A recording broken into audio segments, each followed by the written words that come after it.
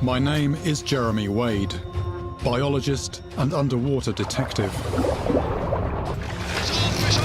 Using a rod as my line of inquiry, for more than 30 years I've pushed the envelope of aquatic understanding. This thing really is a river monster. Ah!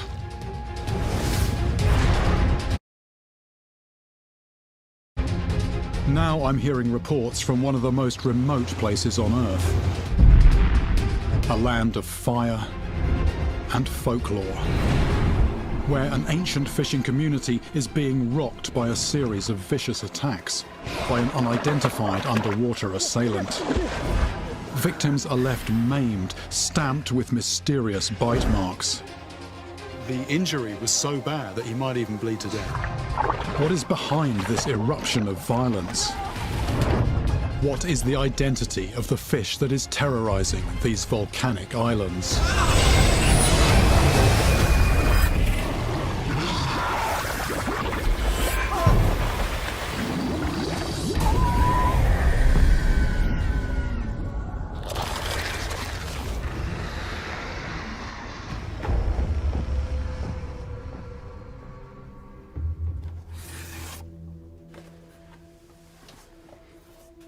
I'm regularly sent reports about attacks happening in waters all over the world.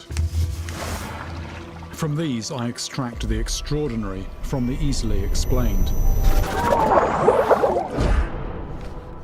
And recently, one remarkable case leapt to my attention. It comes from a fishing community on a remote volcanic island that's part of Papua New Guinea in the South Pacific. It concerns a spate of underwater attacks that has left a trail of bloodied victims along the coast. The assailant strikes quickly and seemingly at random, leaving behind large puncture wounds, but no other clue to its identity. The locals are baffled and afraid because they depend on the sea for their survival. With the collective knowledge built up over centuries, they know everything in their waters. Or thought they did. Could a bloodthirsty alien have migrated from elsewhere? Could this be a native species gone bad? Or, in this remote corner of the world, could there be a completely new kind of monster? Not just new to the locals, but new to me, new to all of us. The remote island where the report originated is called New Britain. It's one of the least explored places on Earth, and somewhere I've never set foot. Named in the 17th century by an English explorer, it's mountainous, covered in rainforest, and about the size of Maryland. Forged by volcanoes millions of years ago, New Britain sits on the Pacific Ring of Fire. The island is still rocked by volcanic activity. Eruptions and earthquakes strike without warning and with devastating effect. An ancient fishing community under attack by something new in the water is a scenario I can't resist investigating.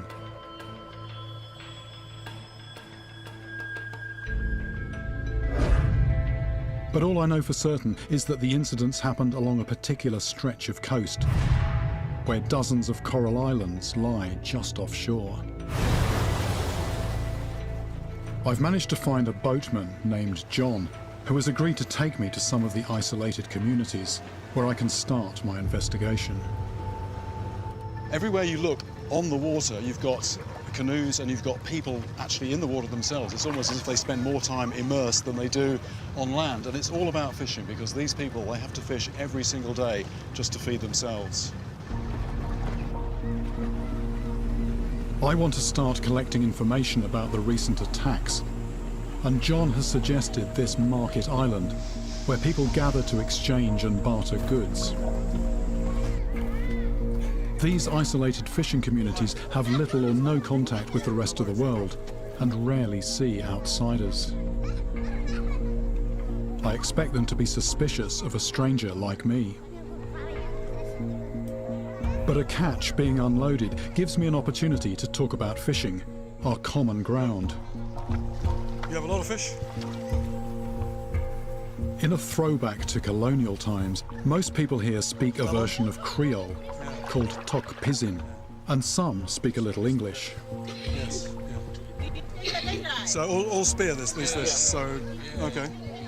So you're going down very deep, or someone's going down. Is this you? You. It's the man. So you go like 30, 40 meters. Yeah. So like 100 feet. More than 100 feet. Wow. He shows me a homemade spear gun that uses inner tubes from old tyres to launch the spear. Okay. It looks very powerful, and it goes very quickly. 1 minute it's there, the next moment it's in the fish. Looking at the fish he's caught, it's clear that beneath the surface, it's an arms race. The fish are bristling with weaponry.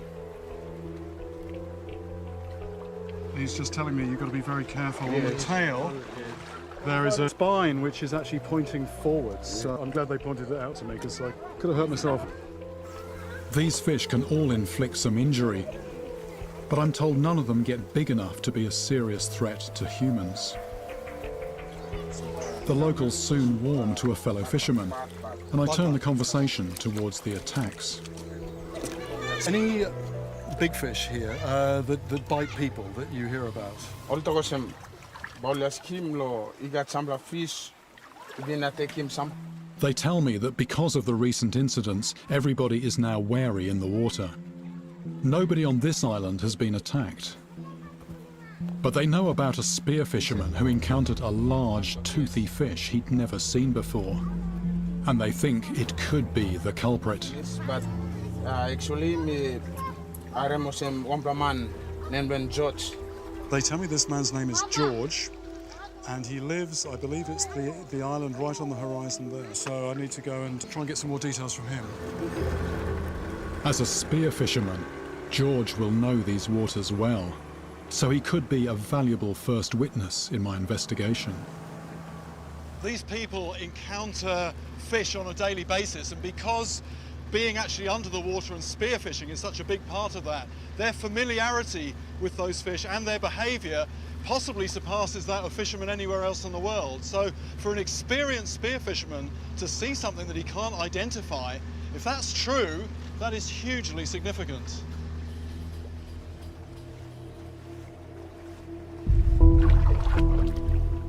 On the way to George's Island, I spot a lot of activity, a sign that fish are feeding. It's a chance to get my line in the water and catch potential suspects. It's not long before something takes my lure.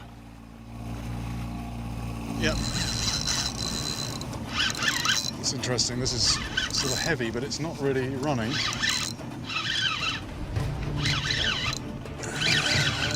It's coming in. Just a flash. There it is. There it is. There it is. It's going down again.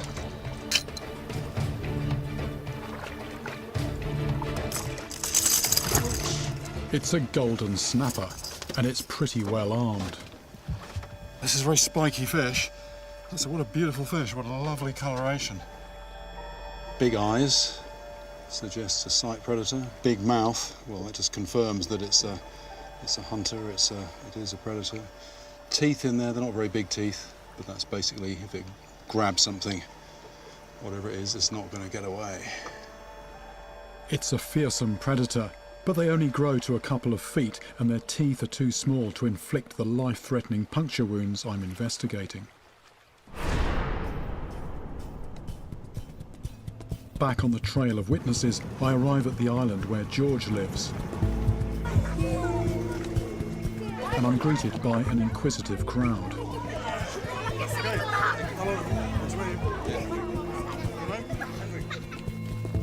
George isn't amongst them, so I head into the village where there are carvings everywhere, including what appear to be ritualistic totems. Lots of fish carvings, which you'd sort of expect. I mean, the people live right on the water. Here is very, very rich in art, in representation. Some of these things are clearly imaginary or mythical, and there's some real creatures here as well. It's a rogues gallery, with mugshots of all the well-known lethal predators in the area.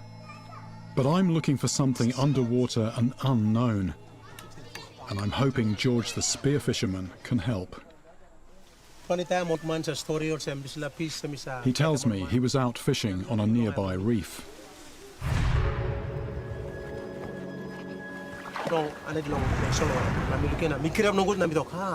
At first, there wasn't much around. But then he spotted a school of fish and dived down after them. He didn't notice a large, mysterious fish coming straight for him until it was inches from his face.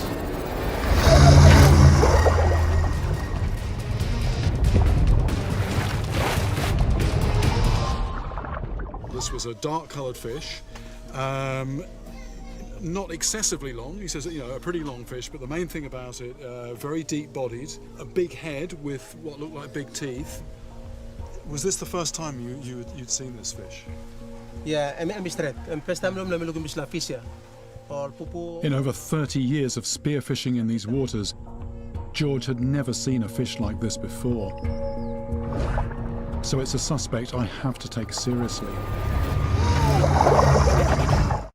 John and I have headed out to the reef where George's encounter happened in the hope of catching the fish that went after him.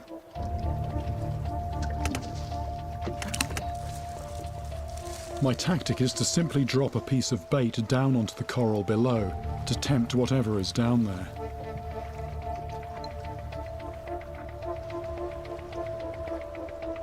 Just beyond the drop-off, the depth plummets from a few feet to a few hundred.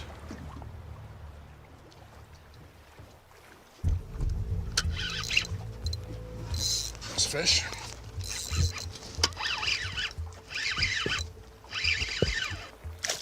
Oops. This is what they call a coral trout. Beautiful coloration, bright orange, some purple in there as well. Quite a spiky dorsal fin there, and very predatory. Big mouth, lots of teeth, very toothy, but very much in miniature. They do go bigger than this. That coloration is just so vivid and so unmistakable. There's no way that this is the mystery fish I'm looking for.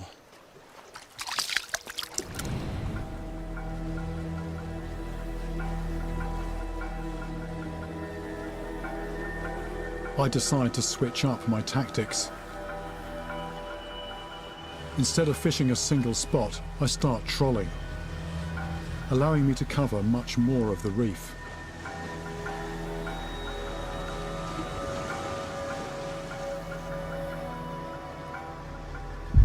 Oh, and ahead. Fish are on the hunt. They're definitely on the hunt. The birds are coming down to grab any confused, injured bait fish. Yeah, it's really kicking off here now. And this activity is a sign unseen predators are on the hunt. Oh, yeah. Looked or something, but that's really going. This is a powerful fish. Oh, I can see colour. Here we go. Getting it slowly nearer to the surface. We're going to see the fish. It's a giant trevally.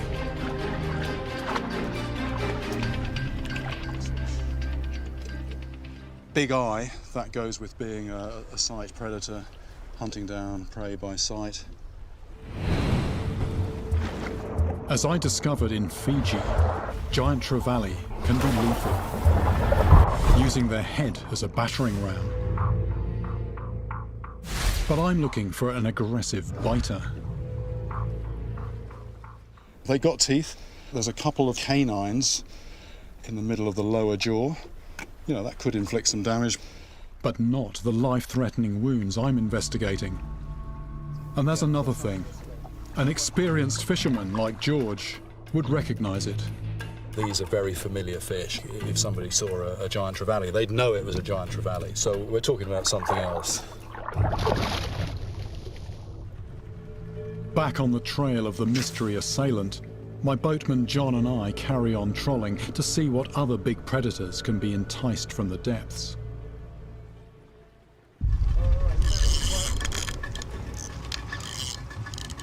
Every now and again, this gives a real hit on the rod.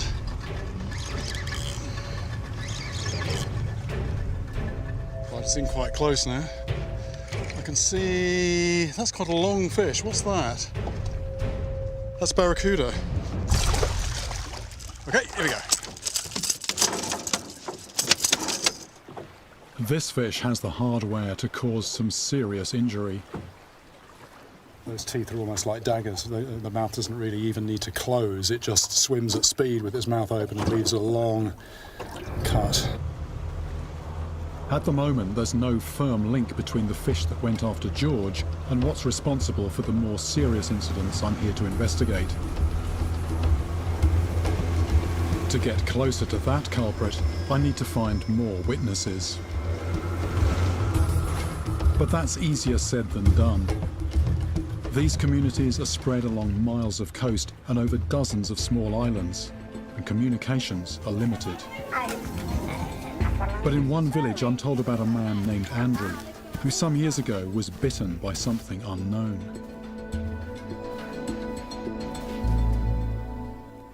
Can you tell me what happened?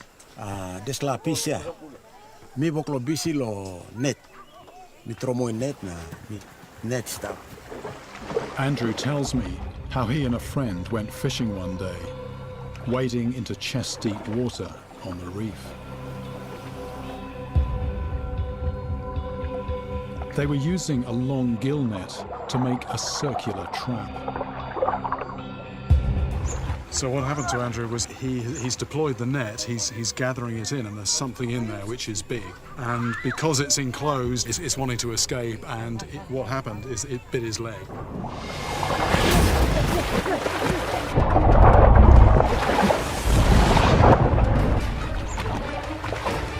The assailant left a bloody puncture wound in Andrew's calf.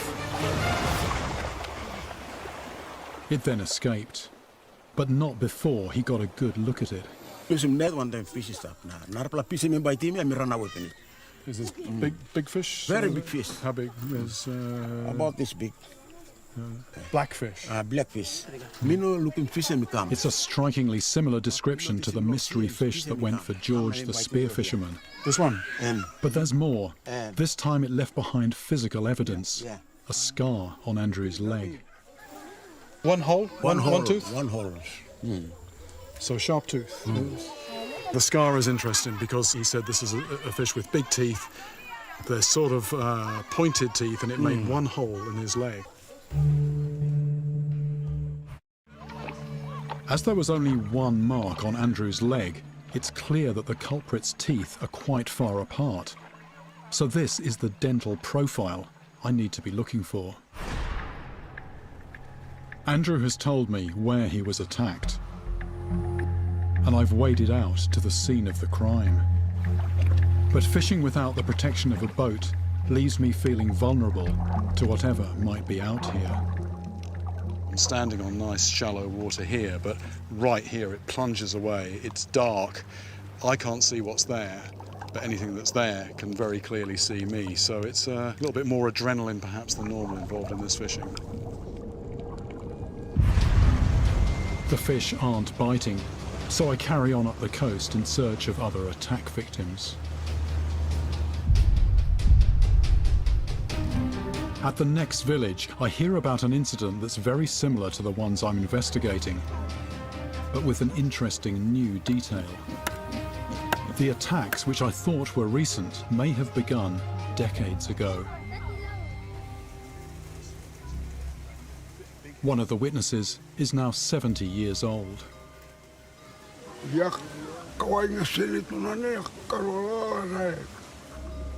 Jim was just a boy when the attack took place, but every detail from that day is seared into his memory.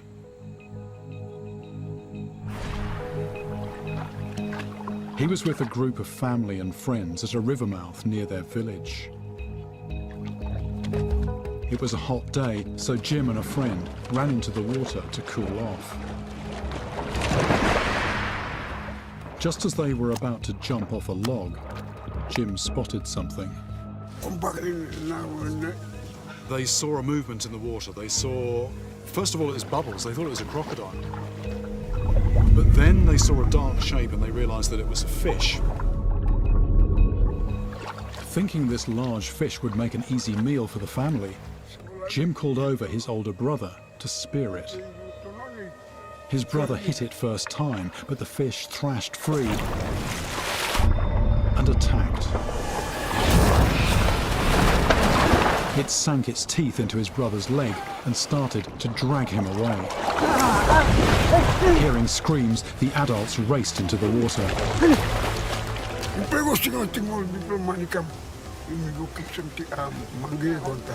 Jim says if people hadn't come to help, he would have been pulled away.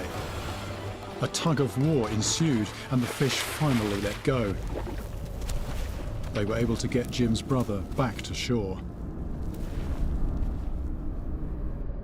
The assailant had left behind 2 big puncture wounds. And it's bleeding so profusely that they're really worried that he could be in danger. He could maybe even bleed to death. They made a makeshift tourniquet out of vines and hoped for the best.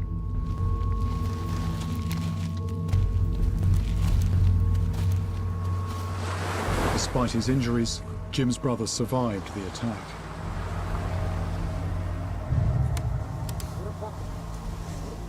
I asked Jim to draw a life-size outline of the dark fish that attacked his brother.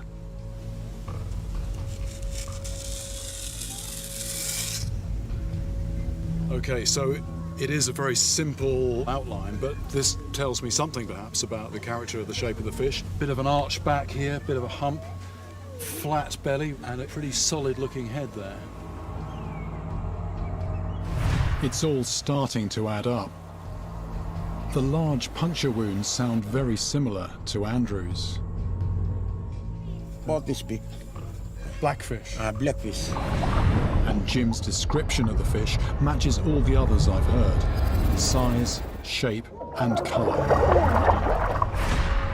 So although the attacks are 60 years apart, I believe the same type of fish is responsible.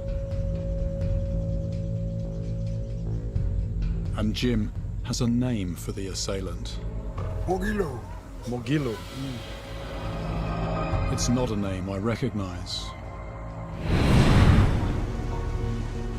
Linking all these attacks is a major step forward, but I still have no idea of the perpetrator's identity. Jim's story does give me one other piece of information, though. The recent incidents were all in the ocean, but Jim's brother was attacked in the brackish waters of a river mouth. My boatman, John, knows the spot. Estuaries can be very interesting places because this boundary between fresh and salt, it's almost like a barrier. Most saltwater species, they can't go up the river. Most river species can't continue to the sea. But you get a certain amount of mixing. You get a certain amount of mixing of the water and also a certain amount of mixing of species. So it's the kind of place where you can sometimes find a surprise. This location could be a breakthrough because it's possible that what I'm after isn't just a marine fish. Because I'm after a carnivore, I'm going to be using a dead fish. Quite smelly, this one. The thing is, when I put it in the water, the current is going to take out a nice trail. Unweighted, the bait would get washed away by the current. So I'm using a big lump of dead coral to hold it on the bottom, where there's a much better chance of getting a strike. I'm tying the weight onto the main line with weak monofilament, so that when something takes the bait, it will snap off, and I won't have to haul in the rock as well.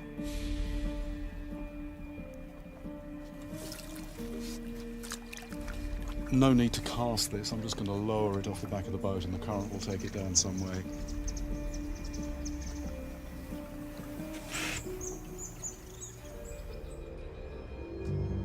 I've barely set my rig when there's a bite. Here we go, here we go, here we go, here we go, here we go. Yes, yes, yes, yes.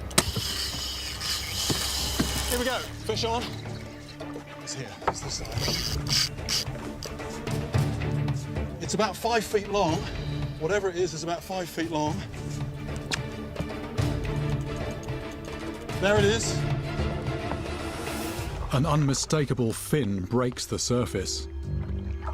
It's a juvenile bull shark, at home in salt water, but also comfortable in the brackish water of a river mouth. We're going to get in the boat, have a slightly closer look at it.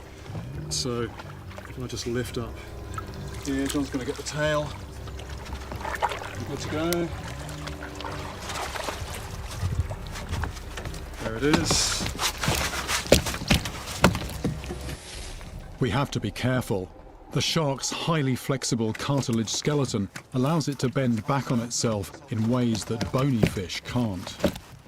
The thing with this is, you know, just half a second lack of concentration, you've got a hole in your arm and you... Okay. This is about the right size for the fish that bit Jim's brother, but look at the teeth. I've seen the mark of this beast before. Normally hidden by gums, its teeth, like almost all sharks, leave behind a distinctive crescent-shaped bite. So sharks aren't on my suspect list. Their jaws just don't match the puncture wounds I'm investigating. I've been invited to a gathering at the village of attack victim Andrew, the man who sports a scar from the mystery assailant. It's a celebration called a Sing Sing, where tribespeople meet to share music, dance and stories. For me, any event like this is a chance to meet potential witnesses and uncover more information. I can also bring Andrew up to speed with my investigation. I tell him that I've widened my search for his attacker to the river mouth, and it's then that he gives me a tantalizing clue. Okay, you like him story block fish? Okay, this la fish overlong fish. Let's have a locate long. Mouse lo water. But look and stop lo this la same place. Move where? Yeah, only move up the river. This is a very interesting extra piece of information. He's saying he has seen a large fish moving from the estuary up the river.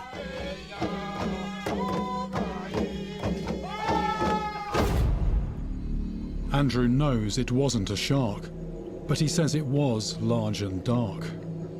So now I have reports of unidentified dark-coloured fish in 3 different places: ocean, estuary and upriver, and I'm wondering whether they're all the same fish. So what could it be? What is this fish that old Jim called Mogilu? One thing's for sure, if I'm going to find it, I need to take this investigation somewhere I never thought I'd have to. I think I've just seen something that's actually been staring me in the face for a while. I've checked out the reef, I've checked out the estuary, and I thought I'd run into a bit of a dead end, but after what Andrew has just told me, there is, of course, one other place that I just must go and investigate.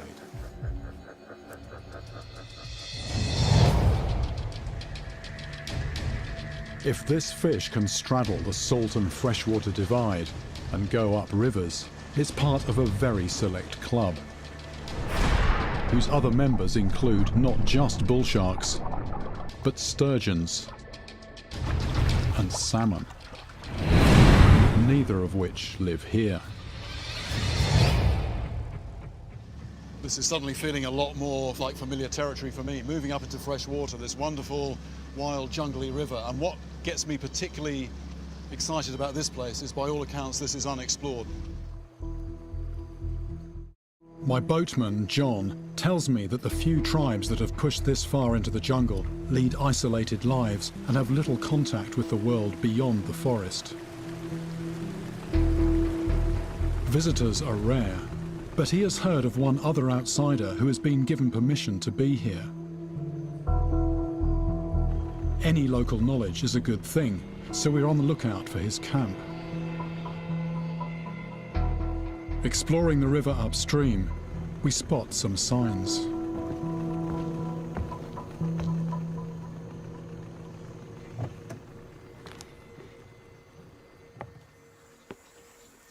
How are you? His name is Rickard, and it turns out he's a field researcher for an Australian university. As part of his studies, he's investigating what species inhabit this river system. I use small underwater cameras, and we position them in areas where I think the fish are congregating, like the snags and like those weed beds out there. Rickard has an amazing setup for a place so remote, and he's built up quite an archive of what's in the river. See, every now and then we get the small fish. I've got a lot of good footage of some what I think could be new species. The camera gives me a window on what conditions are like under the water here. I'm instantly thinking fishing, and you're just asking to get sort of hung up on all this stuff, aren't you? I mean, there's a lot of dead wood and stuff under the water. As we scroll through more footage, something huge comes into view. So what is that? That is what the locals call the Mogilu. That's the Mogilu. That's the Mogilu. This is totally unexpected. I recognise it as the Papuan black bass, a fish I've always thought of as a freshwater species. So I never considered it for the attacks in open ocean. I thought the same, that they're freshwater fish, but in actual fact we're starting to discover now that they do move into the salt water. That's actually really interesting, because until this point everything was not making a lot of sense, but that bit of information, I mean, suddenly everything that I've been hearing up to now just falls into place. It all starts to make sense.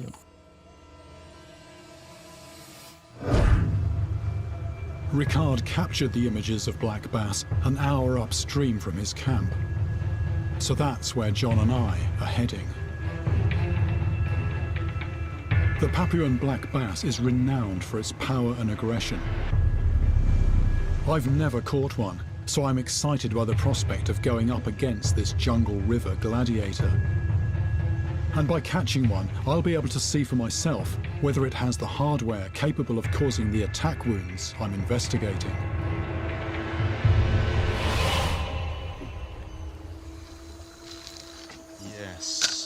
Yes, there we go. To get them onto my line, I'm using a lure called a popper. It creates a disturbance on the surface that mimics something injured and vulnerable. Key to this working is to cast it with pinpoint accuracy. If you're overconfident, you just hook up on the bank, you've lost the chance of anything that might be there. And if you're overcautious, you're too far away from it, and the fish doesn't have the security of the snag. It's not so likely to come out and grab it. Like with any sport, I have to get my eye in first. That's starting to get there. Yeah, I used to play a lot of basketball when I was in my teens, and it gets to the point where you're not really thinking about your technique at all, and that's the sort of the situation I'm trying to get at here, where you just sort of look at that spot there, and it goes there. That's perfect. After hours of casting with little success, I move upriver and come across a small settlement.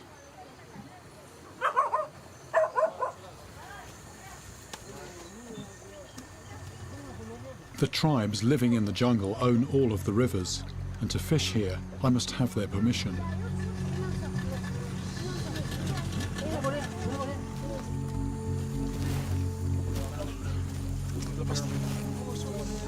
In Papua New Guinea, it's customary for visitors to present a gift when they enter a tribe's territory, so I give them some of our rice.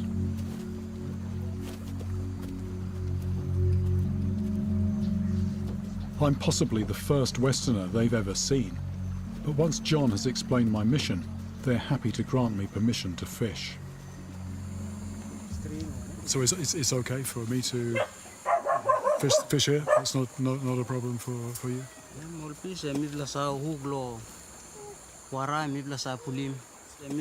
Before I head off, the villagers recount their own experiences with the black bass, or Mogilu. Okay, so you catch the little ones, you catch and eat them, but the big one? Big one, no. Always break. They say that they do fish for Magilla. The big ones, they say, break the line. And if it weren't to break the line, apparently if a big one gets close, it could go further. Oh, thank you. That's great.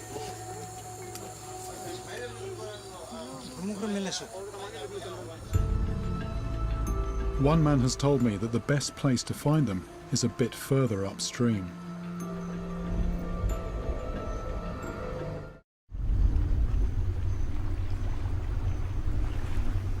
And I've actually anchored here for a reason.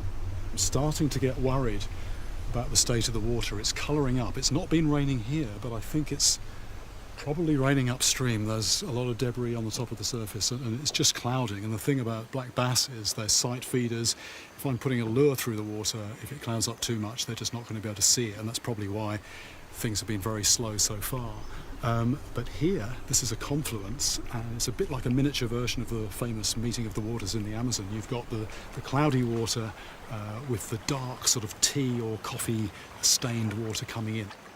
And so you get this very clear boundary between the two, and then for a long way downstream you've got an area of mixing, and it's a classic place for predators to hang out, particularly in the cloudy water and pouncing out into the clear water to grab unsuspecting prey fish. My game plan for getting a black bass is to cast to where the clear and cloudy waters meet, then work my lure along the boundary. Something goes for it, almost straight away. Yes, that's a good sized fish. That's a good fish, a good fish. Off! And it's off, it's off, it's off. But it's left something behind. I've got some tooth marks. I've got 1, 2, 3. They're quite widely spaced, pointed teeth by the look of it. And one here has actually gone in quite a long way, which makes me think of that scar on Andrew's leg. That single hole. And here we've got something that's made quite a deep hole in it's actually hard plastic. Only something with a big bite force could have created a mark like that. Something that would easily tear through human flesh. Yes! It's not long before I get another strike. The fish are definitely on the feed. This one is firmly hooked, but I've still got a fight on my hands.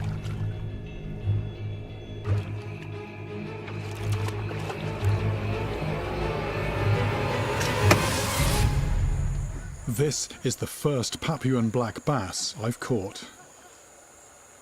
Well, I actually thought this was a significantly bigger fish. It does say a lot for the power of these. This is a good start, but one this size couldn't be responsible for the attacks I'm investigating. I need to catch a big one, and they get much bigger than this. It's encouraging. I'm feeling that I'm starting to get the measure of these. I'm clearly in the right place, but time looks like it might be against me.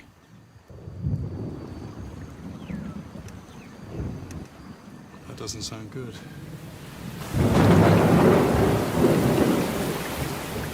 Black bass are sight predators, and the muddy runoff from the banks means they won't be able to see my lure.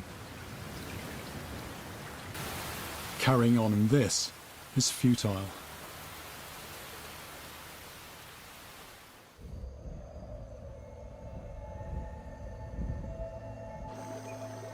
The river has transformed overnight, with whole trees being washed downstream, and the water has completely clouded up.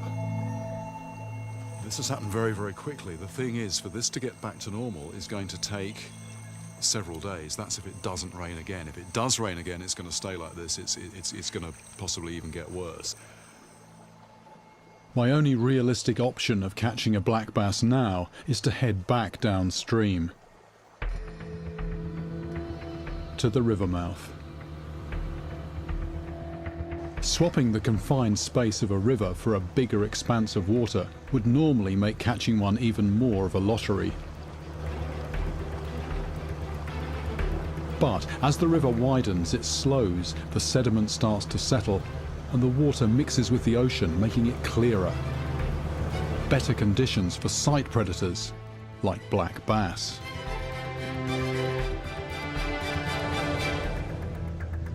This looks like quite a nice spot here. There's the main current flowing down to the estuary just there. But there's a little slack there. I think we can tuck in there. We can be in a little bit of shade, which is always nice. I'm going to use a different tactic. I'm ditching the lures and going with bait. And I'll cast out to the edge of the deep channel.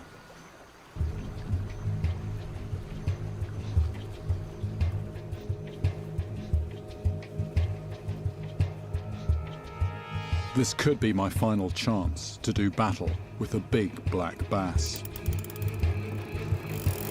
Oh, here we go. There's something on there.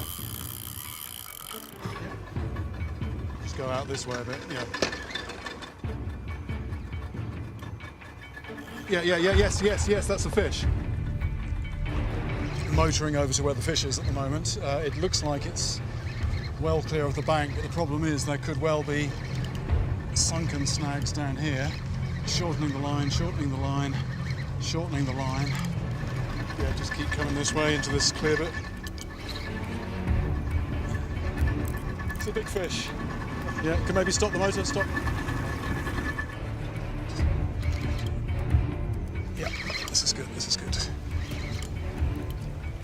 Here we go. And, oh, there's the leader, there's the leader. I can see it now. It's on the surface. There it is. It's a big bass. Net in the water. Lift. Yes. Wow. Yeah. Well, this is a big New Guinea black bass. This battle-scarred specimen is large, but they can grow to twice this weight. I think all the pieces finally fall into place. It has the coloration that matches George's story of that mystery fish on the reef. It has the teeth that could have inflicted that bite wound that I saw on Andrew.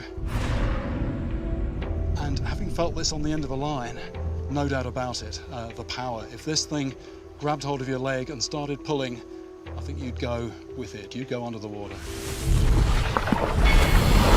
This is the fish that I'm looking for. This is the fish behind those stories. When I set out to investigate these attacks, I thought I was searching for a saltwater predator. Turns out, I was only half right. These attacks are part of growing evidence that black bass are able to straddle the worlds of both fresh and salt water. It's an amazing adaptation that scientists are only starting to understand. And for me, it's encouraging proof that new monster mysteries are still out there.